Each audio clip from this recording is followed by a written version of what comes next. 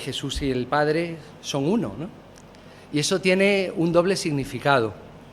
Por un lado, sabemos que Jesús es Dios, ¿no? Y es una plena identificación de Jesús con el Señor, con el Padre, con Dios. Pero por otro lado, nos enseña otra cosa, que es un poco lo que vamos a ver hoy, que es la intimidad, la relación tan íntima y tan especial y tan cercana que Jesús tenía con el Padre. Y eso es muy importante porque en realidad nosotros tenemos como dos dimensiones de vida como cristianos, ¿no? Uno es la vida en comunidad, que, como el título del libro que se ha mencionado antes, ¿no? Y por otro lado, la vida de intimidad con Dios. Y si la vida en comunidad no es muy frecuente, porque no podemos tener a lo mejor muchas reuniones a lo largo de la semana, ¿no? Y a veces es difícil, vivimos lejos, ¿no? Aunque hay que fomentarla y cultivarla lo más posible, nos queda también la vida en intimidad con Dios. Y la intimidad con Dios es muy importante. Y Jesús la remarcaba mucho, y no solo la remarcaba constantemente, la vivía, la demostraba, y luego se mostraban los efectos de tener esa vida en intimidad con el Padre. De las muchas insistencias que él hacía a los discípulos, ¿no? Sobre orar, sobre velar, estar atentos, ¿no? Tenemos en Mateo 26, 41, cuando dice, velad y orad, para que no entréis en tentación, ¿no? Esto es muy importante, ¿no? Porque por algo tenemos que tener una vida de intimidad con el Señor, ¿no?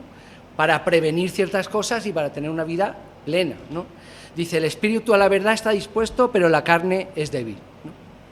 Entonces podemos estar en la iglesia reconfortados, fortalecidos, escuchamos la palabra, Dios nos habla a través de las canciones, a través de la escritura, y luego puede resultar que salimos por esa puerta y luego pues se nos puede olvidar o podemos descuidar el tema de la intimidad. Es muy fácil descuidarlo, ¿no? Sobre todo, no tanto a lo mejor en vacaciones, pero cuando nos vamos a nuestros trabajos, cuando estamos ocupados, cuando nos falta el tiempo, el tema de la intimidad a veces se convierte en un problema y sobre todo en un descuido que no nos podemos permitir. Es una parte de la vida del cristiano, diría que más amplia casi que la vida de iglesia, ¿no? Porque no pasamos las 24 horas juntos los 7 días a la semana, pero con el Señor sí podemos hacerlo. En realidad sí que podemos hacerlo.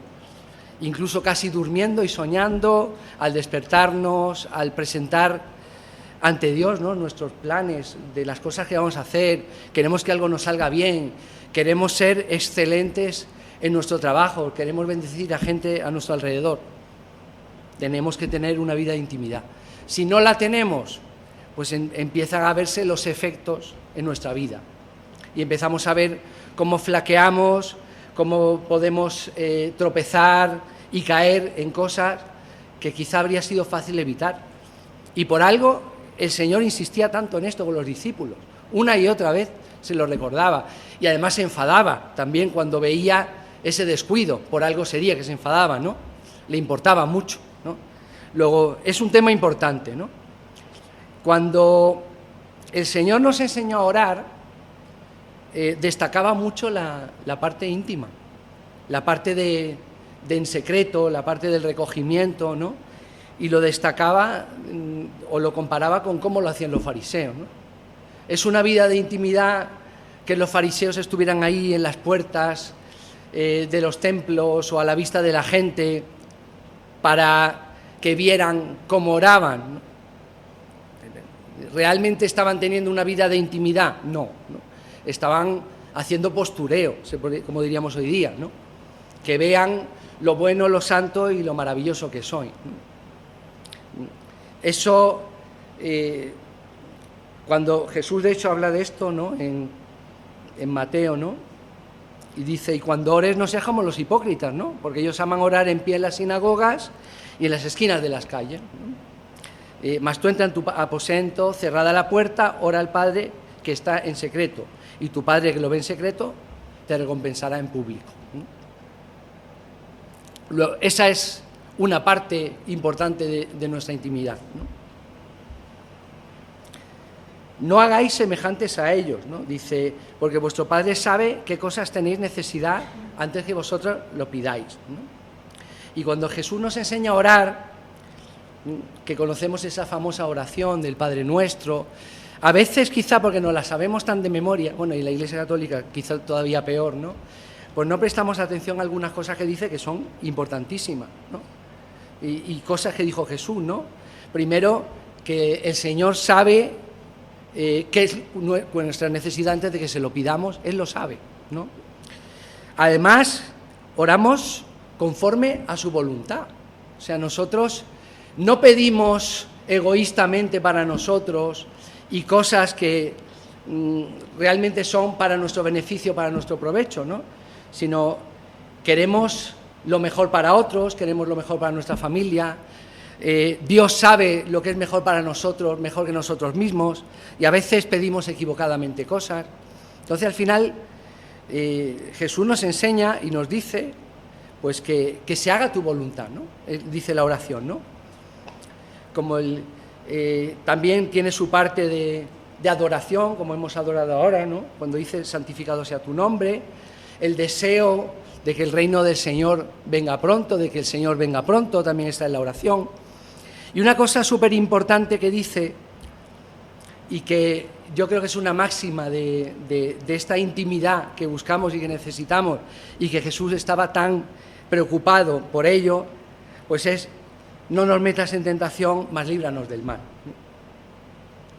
Y es que cuando nosotros perdemos la intimidad con Dios, pues nos convertimos en un blanco de la tentación, en un blanco de fácil, porque estamos descuidando la vida espiritual.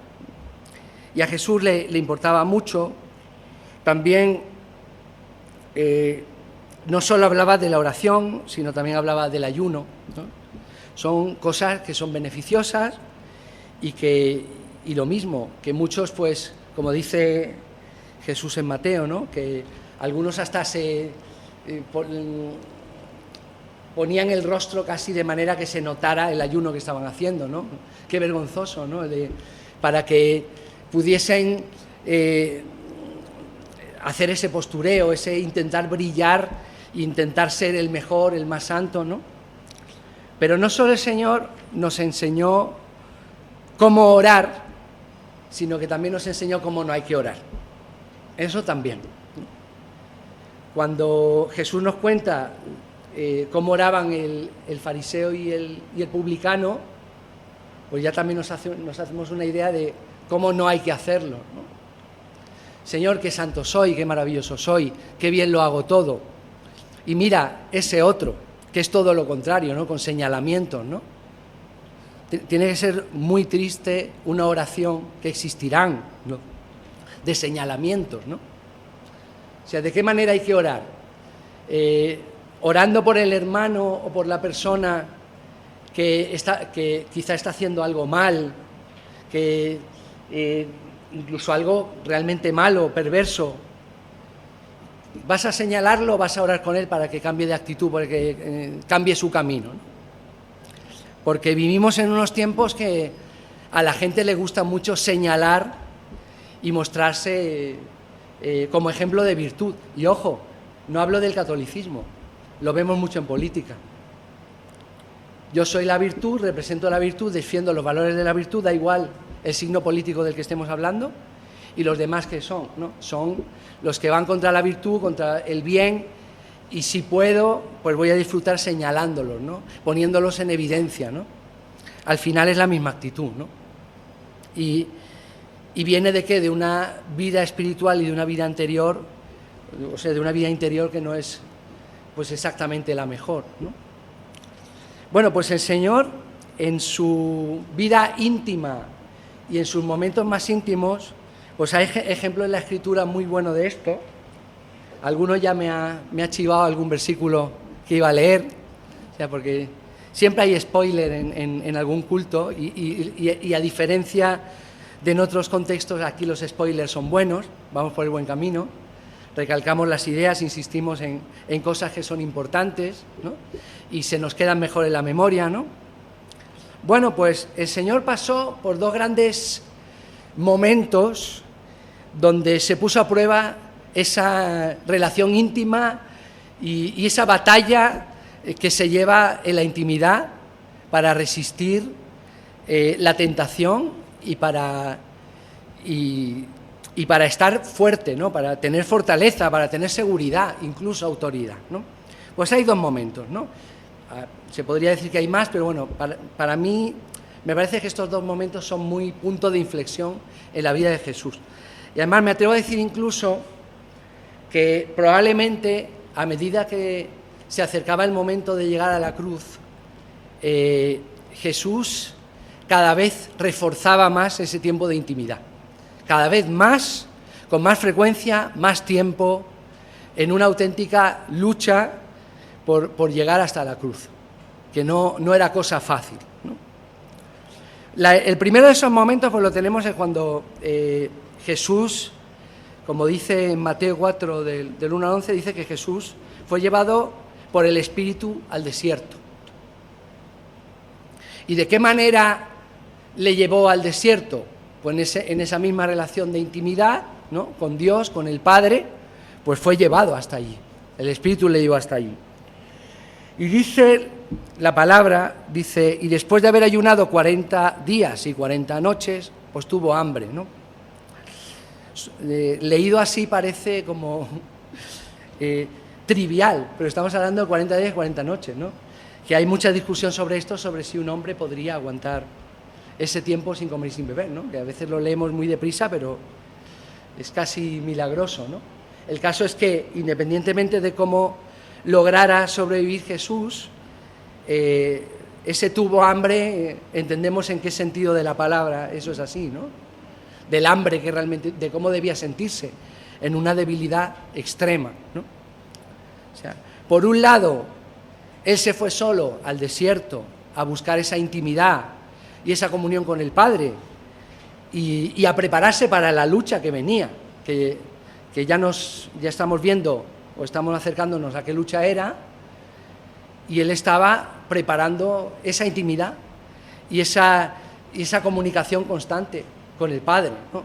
Llevado a un lugar de soledad y de intimidad, porque a veces las batallas se hacen acompañados y a veces se hacen solos, ¿no? Esta batalla le tocó a Jesús librarla él solo, y cuando estás sufriendo extenuación como lo estaba sufriendo Jesús, pues aún peor, ¿no? O sea, ¿qué peor que estar solo y encima estar con el peor cuerpo posible? Esa es la situación en la que estaba Jesús. Y dice el versículo 3, ¿no?, de Mateo 4, del 1 al 11, y vino a él el tentador y le dijo, si eres hijo de Dios, di que estas piedras se conviertan en pan. O sea, está en el peor estado posible para sufrir una tentación así. Y además él tenía el poder de egoístamente pues hacerlo, podía hacerlo. El diablo lo sabía y lo tentó. Pero Jesús, aunque estaba débil en cuanto a su cuerpo y en cuanto a la extenuación que sufría, en cuanto a espiritualidad y comunión con Dios, estaba muy fuerte, precisamente por eso. Y respondió y dijo, escrito está, no solo de pan vivirá el hombre, sino de toda palabra que sale de boca de Dios. Esto es la intimidad, nosotros lo podemos recibir también. Bueno, nos lo podemos llevar a nuestra intimidad, ¿no? Cuando nosotros leemos la Escritura, que también lo hacemos en intimidad, cuando la escuchamos un domingo, eso nos refuerza, nos hace fuertes. Es un alimento espiritual. Y cuando tú estás espiritualmente fuerte y estás bien alimentado, con buena palabra, con un contacto con la palabra, con una comunión con Dios, pues una tentación así, pues por supuesto Jesús es Jesús, ¿no? Pero en una situación, llamémosla similar, porque dudo que podamos estar en una situación similar, pero lo más cercana posible a algo así, se resiste con la palabra, con las promesas que el Señor nos da en la palabra, con el aliento espiritual que tenemos en la palabra, con esa intimidad en oración y agarrada a las promesas que Dios tiene en la palabra. y evidentemente pues no pudo con él, ¿no? Dice entonces que el diablo le llevó a la santa ciudad y le puso en el pináculo del templo y le dijo: si eres hijo de Dios, échate abajo, porque escrito está: a sus ángeles mandará cerca de ti y en sus manos te sostendrán para que no tropieces tu pie en piedra. Justo David había leído, con spoiler, pues ese mismo versículo, pero completo, ¿no? Y no es baladí o no es poca cosa pues leerlo completo, porque si lo leemos completo podemos ver el sentido real que tiene la Escritura y podemos ver la manipulación que está haciendo el diablo aquí, ¿no? Vamos, es bien conocida esta manipulación, quizá otras no lo sean tanto. Si tú espiritualmente estás débil, pues si no el Espíritu Santo no te está revelando esa Escritura, porque precisamente no estás teniendo esa comunión, esa intimidad, pues es fácil que puedas ser engañado. Es fácil que alguien te cite una porción de Escritura fuera de contexto. Normalmente las Escrituras, más que alterarlas, se sacan muchas veces fuera de contexto, ¿no? En este caso, las dos cosas. ¿Y qué sucedió? Que Jesús tampoco tragó, ¿no? Aquí tenemos la Escritura completa, ¿no? Pues a sus ángeles mandará cerca de ti que te guarden en todos tus caminos, en las manos te llevarán para que tu pie no tropiece en piedra, en Salmos 91, ¿no? Del 11 y 12, ¿no? O sea, no se trata de que tú vayas a lo loco y los ángeles te vayan a rescatar.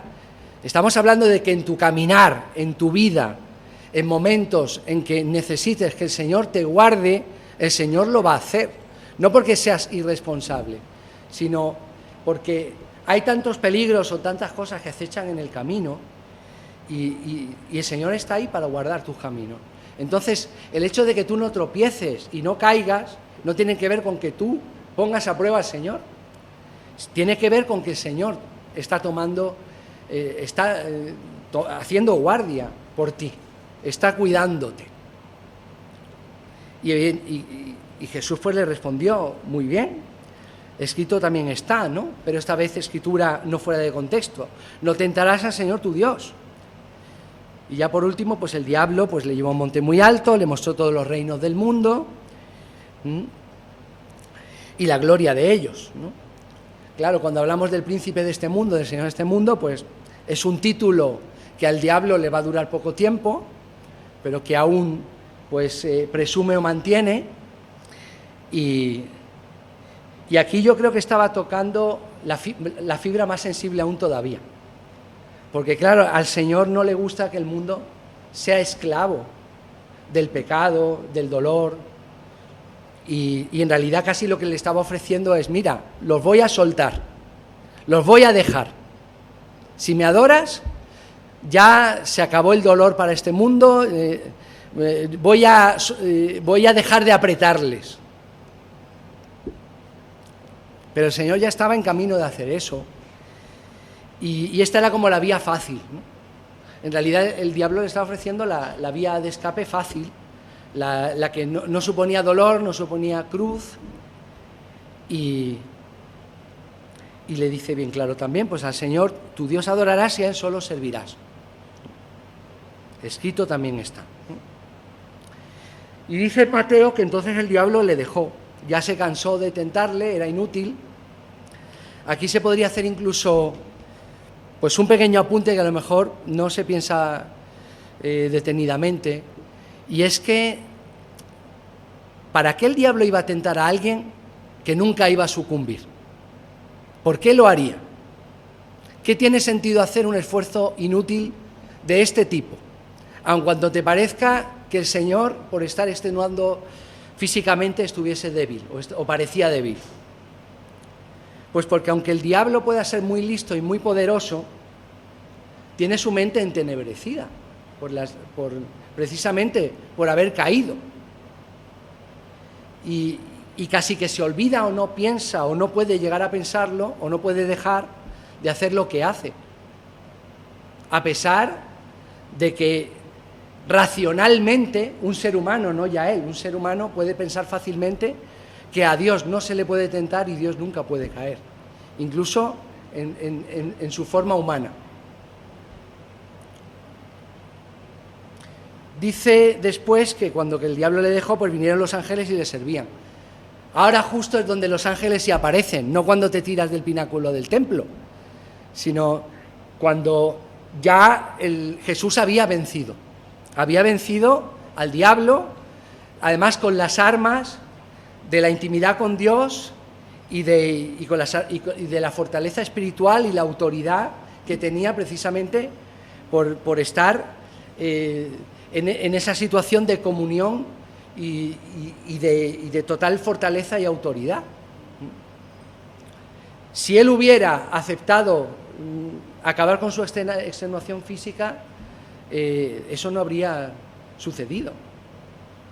Sucumbir a la tentación habría hecho su cuerpo más fuerte y su espíritu se habría corrompido, cosa que nunca iba a pasar. En el caso de Lucas, lo que dice es que cuando el diablo hubo acabado de toda tentación, pues se apartó de él por un tiempo. Tiene que ser frustrante intentar hacer que alguien tropiece continuamente en un camino que además, si lo recorre entero, para él va a suponer estar herido de muerte, ¿no? Y perder todos los privilegios del Señor del mundo que él tiene en este momento. Y es una victoria, que viene de esa intimidad y de esa espiritualidad. El Señor aquí en este momento nos está mostrando cómo esa intimidad con Dios, esa vida de oración, esa vida de ser uno con el Padre, en el sentido de estar unido a Él, de tenerlo presente en esos momentos, son clave para nosotros. Por eso la preocupación de Él de que estemos totalmente despiertos, en vigilia, vigilantes, y orando es la mejor forma de estarlo. Luego hay otro gran momento en el que Jesús también tuvo esa intimidad con el Señor, y otro punto de inflexión del camino hacia la cruz, que es el Getsemaní, el Monte de los Olivos, ¿no? Tenemos también, igual que el otro relato, uno de los evangelios sinópticos. Podemos leer, por ejemplo, Mateo, ¿no?, que dice pues que entonces Jesús llegó con ellos a un lugar que se llama Getsemaní. En Lucas dice el Monte de los Olivos, y dijo a sus discípulos: sentaos aquí, en tanto que yo voy allí y oro. Esta vez Jesús no estaba completamente solo, estaba acompañado y además buscaba estarlo. Y eligió su círculo más íntimo, ¿no?, el que le habían acompañado en otros episodios importantes, ¿no?, como la Transfiguración, por ejemplo, ¿no? El mismo grupo de 3, tomando a Pedro y 2 hijos de Zebedeo, pues comenzó a entristecerse y a angustiarse en gran manera. Podemos imaginarnos la imagen, ¿no? Jesús, algo apartado, orando solo, pero esta situación es un poco diferente. Quizá no estuviera tan extenuado físicamente, pero estaba teniendo una lucha espiritual fortísima, ¿no? Una cosa tremenda, ¿no? Algo difícilmente imaginable probablemente para nosotros, ¿no? Y cuanto más cerca de la cruz, pues más esa lucha y más ese dolor, ¿no?, como veremos a continuación, ¿no? Entonces Jesús les dijo: mi alma está muy triste hasta la muerte, quedaos aquí y velad conmigo. Y aquí tenemos un lado muy humano de Jesús, porque no quería estar solo, quería estar con sus amigos, con su gente cercana. Y aunque la batalla la tenía que librar él solo, en el sentido de que no estaban orando los 3 juntos, los quería tener cerca. Y podemos imaginar muchas situaciones así, en las que muchas veces no podemos librar una batalla acompañados con los más cercanos a nosotros, pero sí que les pedimos: ora por mí, tenme presente, estoy en una situación difícil, estoy en una prueba muy dura y necesito sentirte cerca, ¿no? Sentir que tú estás orando por mí, que tú estás lo más cerca o lo más próximo a mí. Pues Jesús hizo lo mismo con sus discípulos. Y y les exhortaba de la misma manera que solía hacerlo, ¿no? Quedaos aquí, velad conmigo. Dice el versículo 39, ¿no? El Mateo es de 26, el 36 al 46, pues el 39 dice, yendo un poco adelante, se postró sobre su rostro, orando y diciendo, Padre mío, si es posible, pase de mí esta copa, pero no sea como yo quiero, sino como tú. O sea, que no sea tu voluntad, sino la mía. ¿Se puede orar así? Sí. Nosotros cuando estamos en una prueba, en una situación difícil, normalmente cuando estás sufriendo dolor o cuando estás en medio de la prueba, ¿qué es lo que más desea cualquiera en ese momento? Que la prueba pase o incluso que no tengas que pasar por ella, ¿no? ¿Es legítimo pensar eso o quererlo? En principio sí, ¿no? No nos gusta autoflagelarnos y como otros que también dentro del postureo que hemos hablado quieren exhibir dolor o pensando que el dolor es una especie de expiación, ¿no? No, las pruebas del Señor son muy distintas, tienen un propósito, ¿no? Tú estás pasando por una prueba, pues Dios tiene un propósito para tu prueba. Tú puedes desear no pasar la prueba, o incluso que Dios directamente elimine la prueba o elimine el dolor, y aunque no lo sepas, pero ya como tienes experiencia en la vida íntima con Dios, lo puedes imaginar, a lo mejor lo que tú deseas no es lo que te conviene, o no son los planes que el Señor quiere, porque el Señor sabe luego cambiar el dolor y cambiar la prueba en un buen final, como aquí también fue. Dios puede manejar la situación, pero en el momento que lo estás sufriendo, ¿qué puedes decir? Señor, no aguanto más, no aguanto la prueba, no aguanto el dolor, no puedo. Y a Dios le puedes decir eso, y Él lo entiende y lo sabe, pero al mismo tiempo le dice, pues Señor, sea tu voluntad, ¿no? Como Jesús se lo estaba diciendo, ¿no? Por un lado, pase de mí esta copa, no quiero sufrir esto, no quiero pasar por esto. Por otro lado, pues no quiero que sea mi voluntad, sino la tuya. No quiero que, a pesar de que me resulta más fácil y me parece que lo que podría pedir sería quitarme este dolor o este camino que me va a llevar a algo tan terrible, pero yo estoy en comunión con el Padre, y la comunión del Padre en ese momento, y la intimidad y la apertura eran totales, ¿no? El sufrimiento era enorme, ¿no? Y luego vino a sus discípulos, versículo 40, y los halló durmiendo, y dijo a Pedro, ¿así no habéis podido velar conmigo una hora? ¿Os suena de esto de algo ya? Incluso en otra predicación anterior, en la tormenta, hablamos de esto, ¿no? Que esto es importante. Ni una hora habéis podido estar ahí luchando conmigo y luchando por vosotros, a fin de cuentas, porque estar en oración y vigilante es un beneficio para ti. Y ni aun eso. Y vuelve a la exhortación del versículo 41. Velad y orad para que no entréis en tentación. Eso está presente en las oraciones de ejemplo, en la oración de ejemplo que hemos visto, y en el propósito de la intimidad, que es esa. No entrar en tentación, estar vigilantes. Ojo, que la vigilia y el estar despiertos no implica necesariamente pasar sueño, no lo entendemos así. Puede ser que sí, pero estamos hablando de estar despiertos, atentos, vigilantes. No estemos descuidados, esa es un poco la idea. Eso es lo que realmente molestaba a Jesús cuando los discípulos se descuidaban. Y otra vez fue, para que no entréis en tentación, el espíritu, la verdad, está dispuesto, pero la carne es débil, ¿no? Ya lo hemos leído antes, ¿no? Pues claro, nos cuesta, nos descuidamos. Otra vez fue y oró por segunda vez diciendo, Padre mío, si no puede pasar de mí esta copa sin que yo la beba, hágase tu voluntad. Aún reafirmándose más en lo anterior, ¿no? O sea, ya no, ni te lo pido, ni te voy a hablar más de mi dolor. Ya directamente, pues ese es el camino que debo seguir. Lo acepto y estoy aquí, pues, luchando para mantenerme en él, ¿no? Y vino otra vez y los halló durmiendo, porque los ojos de ellos estaban cargados de sueño, ¿no? Y dejándolos se fue de nuevo y oró por tercera vez.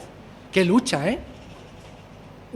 Ora una vez, ora otra vez, yendo de vez en cuando a ver a los discípulos a ver en qué estaban, y orar una tercera vez. Aquí la situación con respecto a Jesús en el desierto es muy diferente. Aquí hay una auténtica lucha, un auténtico dolor, ¿no? Y dice en Lucas, porque no lo dice en Mateo, ¿no?, que su sudor era como grandes gotas de sangre que caían en la tierra. Aquí hay toda una discusión sobre si realmente el sudor era sangre o no, o era una metáfora. Para el caso, bueno, yo sí creo que lo era, ¿no? Pero bueno, para el caso, la imagen del sufrimiento y del dolor y de la lucha en oración que estaba teniendo Jesús está bastante clara. Y tener que una y otra vez volver a orar, y porque ya es que la cruz estaba, como el que dice, a la vuelta de la esquina.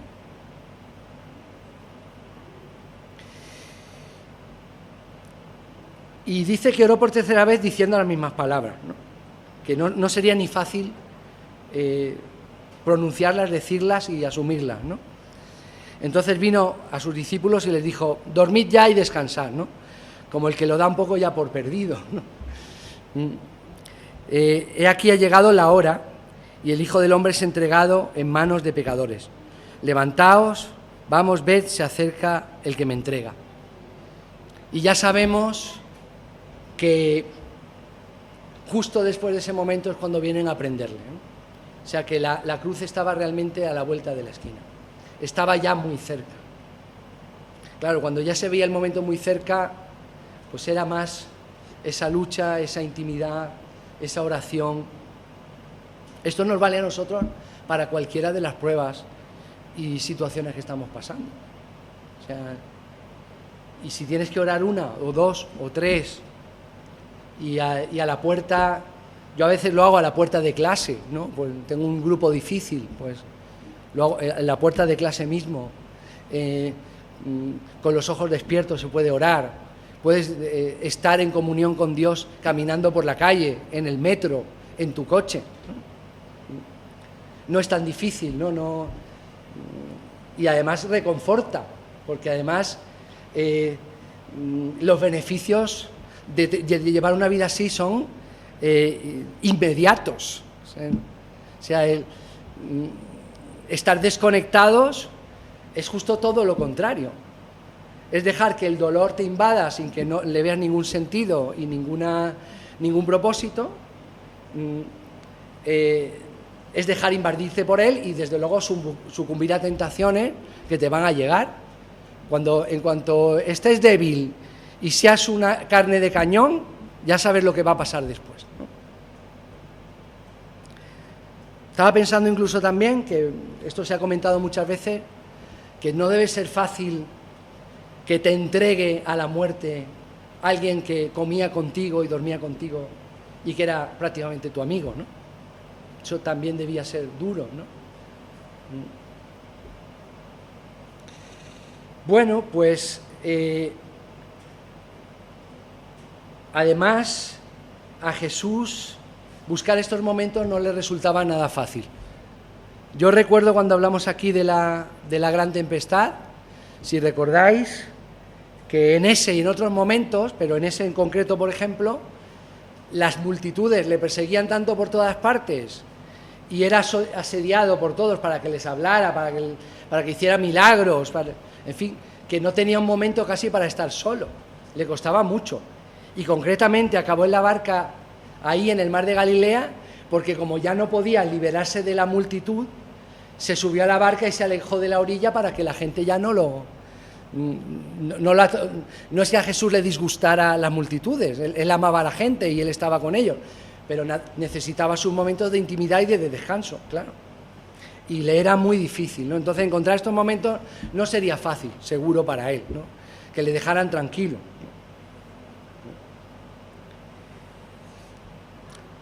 Al final, con estos dos momentos de intimidad tan diferentes de Jesús, ¿no?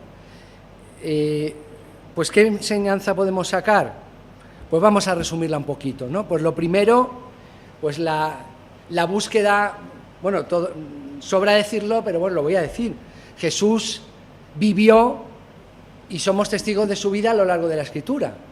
Por tanto, imitar su vida o hacer las cosas como Él las hacía, los beneficios son inmediatos. Es que está para eso, la Escritura está para eso y la vida de Jesús, entre otras cosas, vino para eso. ¿Y qué es lo primero que nos enseña? Pues eso, esa intimidad permanente con Dios y buscando momentos de auténtica y absoluta soledad e intimidad para eso. Eso es lo primero, ¿no? Y como ya había dicho antes, pues a medida que se acercaba a la cruz, pues seguramente más tiempo y más necesidad de hacer eso, seguro. Segundo, que el consejo que Jesús daba a los discípulos vale también para nosotros. ¿Y cuál es ese consejo? Pues mantener una comunión constante en vigilia, despiertos, vigilantes. No te descuides, no descuides la parte íntima y espiritual de tu vida cuando sales, por ejemplo, de aquí, ¿no? Que soy el primero en decir que no es fácil, no es nada fácil, pero sienta muy bien. Hasta se me ocurre una metáfora para que a lo mejor nos ayude a ver lo bien que sienta. Sienta igual de bien, ¿no? Mucho mejor que en un día de muchísimo calor que de repente te puedes sumergir en el agua, ¿no? O sea, es un alivio. Sentir a Dios cerca es una de las cosas, y en intimidad es una de las cosas más maravillosas de la vida interior de una persona. Pero hay que estar vigilantes, hay que vigilar eso. Es fácil dejarlo, tenemos muchas distracciones, ¿no? Luego, además, pues como el Señor cuando nos enseñó a orar, pues el Señor conoce nuestros padecimientos y nuestras tribulaciones, ¿no? Pero a que es terapéutico y bueno presentarlo delante de Él, el hacerlo, y que además que el Señor obra, porque lo hace de muchas maneras, no a veces de la manera que tú esperas, pero lo hace, ¿no? Pues es otra buena enseñanza y buen consejo que podemos sacar de la vida de Jesús, ¿no? Porque la comunión con Dios y la oración, pues es el mejor antídoto posible para no caer en la tentación. O sea, yo creo que difícilmente alguien en una vida de oración se lo pone fácil al tentador, se lo pone bastante difícil, ¿no? Y esa es la forma de resistir, ¿no? Como dice la Escritura, ¿no? Resistid y el diablo huirá de vosotros, ¿no? Ahí lo tienes, ¿por qué? Pues porque te da por imposible. Tiene que ser muy satisfactorio ver que el tentador te da por imposible, ¿no? Evidentemente eso no va a suceder siempre, pero cuanto más suceda mejor, ¿no? Y bueno, pues ya por último, pues la comunión y la oración pues es un acto íntimo con Dios, no es un postureo, como hemos dicho antes, es parte de la vida en comunión. Tenemos la vida en comunión en la Iglesia, con los hermanos, tenemos una comunión con el Señor que está en la Iglesia, pero continúa o sigue o es prolongación de la comunión que venimos teniendo aquí. Y ojo, porque la intimidad con Dios no es solamente oración o pedir. Es también, pues como se ha hecho aquí, alabar, ¿no? Y cuando lo haces, lo puedes hacer aquí, con el grupo de alabanza, con los instrumentos, y lo puedes hacer en el metro, y lo puedes hacer al volante de tu coche, o antes de entrar en el aula, ¿no? Donde sea que te toque, lo puedes hacer. Puedes estar con las letras de canciones, con escrituras, con cosas, alabando. Claro, cuanto mejor conozcas la escritura, mejor, ¿no? Así lo puedes alabar mejor. Pues yo creo que incluso podemos hacer como 3 dimensiones. Yo lo había dividido en 2, pero podríamos dividirlo en 3. Pues tenemos esa comunión personal e íntima con Dios, que es tuya y solo tuya.